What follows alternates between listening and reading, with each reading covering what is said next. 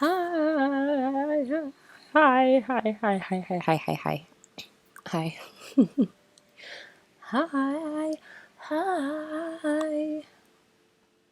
Hello, and welcome to another episode of Conversations with Liv. Yay! Ooh, sometimes I say that, and I kind of expect like a crowd to start going woo, but it's only me, so I'm gonna go woo for myself, you know. Anyway. I hope you guys are all good. I hope you guys are well. I am also fine. Thank you for asking. Today, I am going to be talking about 5 things I have done for my own peace of mind. I've reiterated this plenty of times, but happiness for me is key. Like, if you're not trying to be happy, I don't know for you. I don't know what you're doing. I don't know who told you that life was forever and never ending, that you can just be, not prioritizing your happiness. But I'm here to remind you it is a paramount for you to cultivate happiness for yourself and also prioritize your own happiness. Don't rely on someone else to prioritize it for you. Don't think anybody will do that for you. Everyone's here for themselves. Cool. Some people are very selfless. Some people are here to add to your happiness, like your parents, blah, blah, blah. But it's not their priority. Everyone's priority at the end of the day is themselves and their kids, but that could be debated. So, when it comes to peace of mind, for me, I just don't think there's anything more important, because if you're not at peace, you're not going to sleep at night. Like, trust me, if you've ever had something on your head and you're worried or you're just upset, you don't sleep.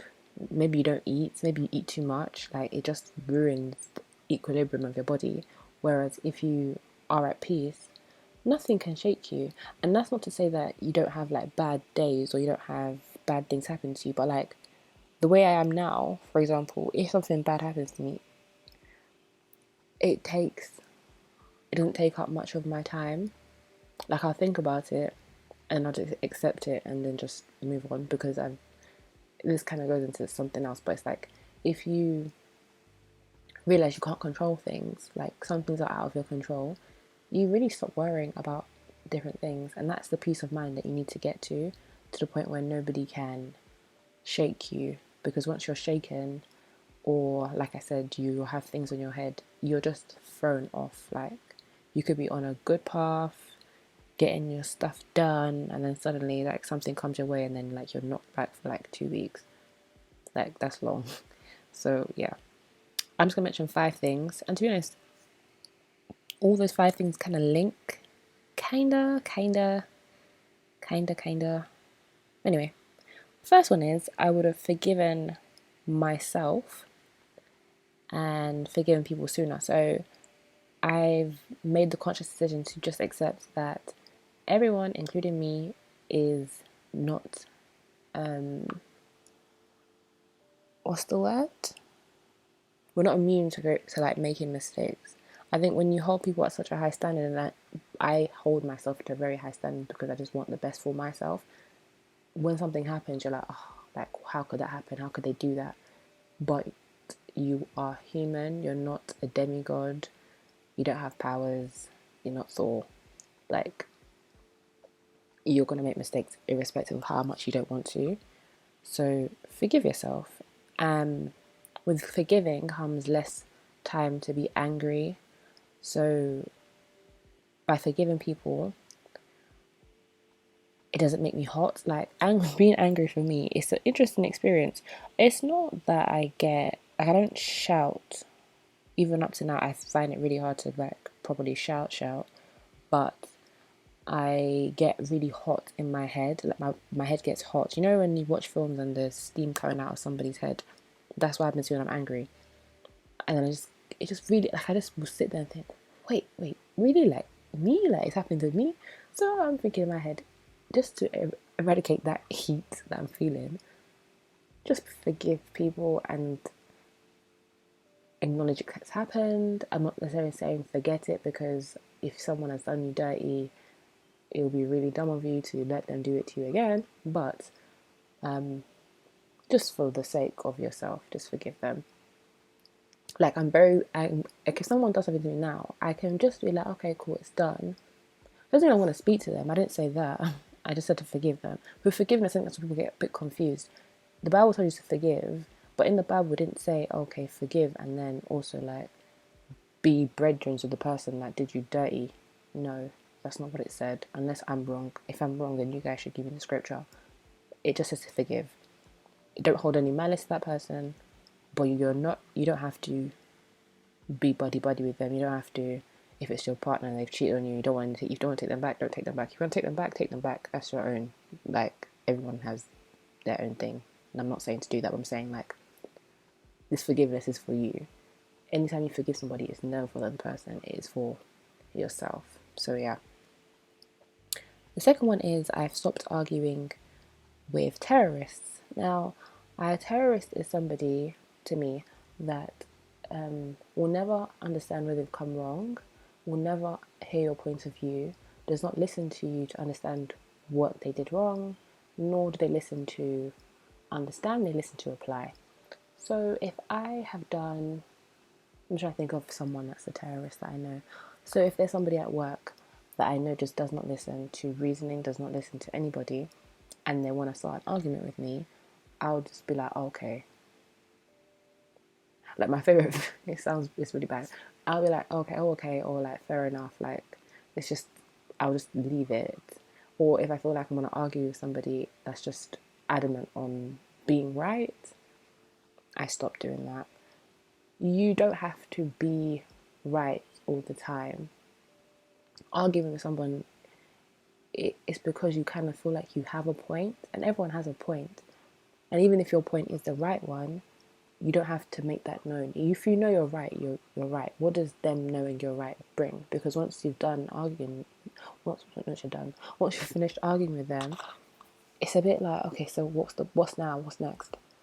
Do you get what I mean? Like you don't win a medal. You don't have any kind of gratification. It's not even delayed. It's just like a brief gratification. Like, oh yeah, I told them, but more than likely, whatever you said to them didn't even go in. So you were right, but will they change? No. Are they happy with you? No. Are you happy with them? No. So just avoid it. This kind of need for everyone to feel like they need to get their point across, and I guess everyone does that, including myself. The whole point of this podcast is to get my point across. But you, it's to feed a part of yourself that isn't necessarily needing to be fed. It's egotistical, and to drive yourself from a place of ego will do yourself more harm than good. Know yourself, be strong in yourself to know that if nobody ever hears your side of the story, or if no one ever hears your side of the argument, you're fine because you know yourself, you know what you're standing for. And the people that matter, I guess, the people that are willing to hear you will hear it. So yeah, just don't argue with terrorists. Don't argue with people. Like, it's not a good look. And if you, not to say I don't argue at all. Like, but if I'm beginning to argue, I'll try and catch myself. Like, okay, what you doing? Like, you're actually too big for this. So yeah, not bigger than I'm better than people, but bigger than like you're a big woman. You're in your mid-20s. Relax. So the third thing is I've learned to embrace differences in people's personalities and then just not mixed with them. So this is what I meant by the fact that they all kind of link. So I love the fact that everyone is different. I love the fact that everyone has their own thing going on, but I don't have to be around that. Now, in this lovely UK, we are a multicultural society, as they like to tell us, with no racism. LOL. So because of that, we all live in like perfect harmony, which is false. You tend to, I'm going to say this as if it's matter of fact, because to me it kind of is. You tend to hang around people that you relate to more, but you're not always going to be able to be around those people, i.e., at school, work. Maybe you live in a house with people that you don't know. And in those situations, that's when it's really testing to be around people of different cultures or different personality types. So at uni, I had to be around people. In my house share, I had to be around people. And then at work, I realized I had to be around people that I didn't before COVID, around people that I didn't like. And I'm like, in my head, I'm thinking, oh, it's just by force. If you can avoid being around personalities that trigger you, personalities that can annoy you, personalities that just don't mix with you, you don't have to, like it's actually not by force. This thing of, oh, but you have to really, talk to different people. You can talk to different people that you get along with. Why must you spend time with somebody that's just going to make you triggered the whole time? You have one life to live. Why must you spend it with someone that is not good for you? I don't get it. Like, we don't have to suffer, like it's actually not by force. If you work with someone that you don't like, by all means, do the work you have to do. Be a good team player. But that's it. You don't somebody forced to mix with them. In this country, they love a good work-life balance, mid drinks after work. You don't have to go. You don't have to go. You can say no. And if it affects your job, then there's HR. And if there's no HR, then you've got to figure out if the place you're working at is really, legit. Because in this day and age, these people, especially in workplaces where they feel like you should be privileged to be there, even though you're the one that's bringing stuff into the business, they kind of make you feel like if you're not kind of conforming to the culture of the workplace, or if you don't do what they say, you're going to be at risk. And you probably would be at risk you'd be more at risk in comparison to, let's say, a manager that liked your colleague better. That's very true. But would you rather be fake for the majority of your workday, 5 days a week, for the sake of money? Like, money is necessary, but there's not one place to make money. You shouldn't have to feel like sick going into work, or feel anxiety going into work, or feel like you have to put on a facade going into work because you're at risk of losing your job. That should never happen. So yeah, if you feel like that's happening to you, then you should speak to somebody about that. And just remember, you don't have to be around people you don't click with for your own peace of mind. Yeah, that's it. Now, the fourth thing I have done is I've been kinder to myself and my time. Now, I would call that being selfish with my time, but the other day I listened to this guy and he said that when you call it selfish, it's like it's being negative, but it's really you're putting more time into your self-love. So I'm doing that by not being everywhere, and it may be bad for some people that may want to see me. I'm not going to apologize because that would be being fake to myself. But I've said it plenty of times before, I'm an introverted person. I like my own space. I like having time to myself. So I should do that. And that's what I've done. So if there's ever a time where, let's say, I'm like busy, not that I'm busy, I'm just spending time with myself. So that is me being busy, but it might not be busy to somebody else. Someone else be like, oh, you're not doing anything today. Like, yeah, I am. I'm doing something with myself. That's what I'm doing.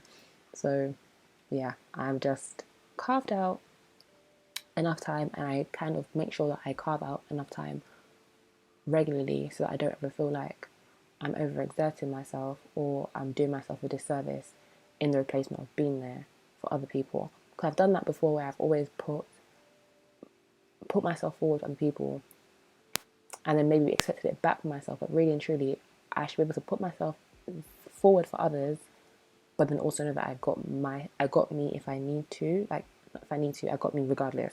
So do things with other people, help them out, but also help yourself out, because no one's going to help you out as much as you help yourself out first. So yeah. And the last thing, I like to write things down, of course. So if anything is bothering me, like it could be a situation that's bothering me, it's not really sat well with me, I'll write it down and just leave it to God. You don't have to leave it to God if you don't believe in God and things like that, but kind of leaving a situation that you don't have any choice to leave to God, yeah, you're fine. Like, you won't have to think about it anymore. You kind of feel like, oh, okay, that's done. And if you don't write things down, you could type it up. I know people write things and then burn them. I'm not really into that burning stuff. Like, I just burn candles. I don't really burn paper. If you don't want to do that, you can do that. If you want to bury it, you can do that. I don't live in a place where I can bury stuff, so I don't do that. Just figure out a way to just declutter your mind, because we overthink too much as a people. Like, our thoughts don't need to be that excessive. So if there's a way for you to stop that, I'd recommend writing things down. So yeah, those are the 5 things that I do to maintain my peace of mind. Maintaining your peace of mind, like I said before, maintains your happiness. For me, if it doesn't for you, find out what works for you, because everyone's different. But hopefully you take something from this. And yeah, this has been a very 2020, 2021, although it feels like it's been 2 years, it's been one. It's been a very stressful year for people, on our minds especially. We've had a lot of time to ourselves, a lot of time in our heads. Get back to the way you were before, or get to an even better place than you were prior to COVID. Don't let this be the end all be all that, oh, my mental health has gone down the drain because of this pandemic. No, you don't have to. That doesn't have to be your story. It doesn't have to be your ending. Cultivate an environment for yourself. I keep saying cultivate, but it's like, you need to be your own knight in shining armor. Be your own hero. Make the most of what you have and do something with that space. If you don't like where you are in life, you are the only one to change that. If you don't like how you're thinking or feeling, you are the only one to change that. When you realize you're the only person that can do something for yourself, it's empowering, because you don't have to wait for anybody. It's just you.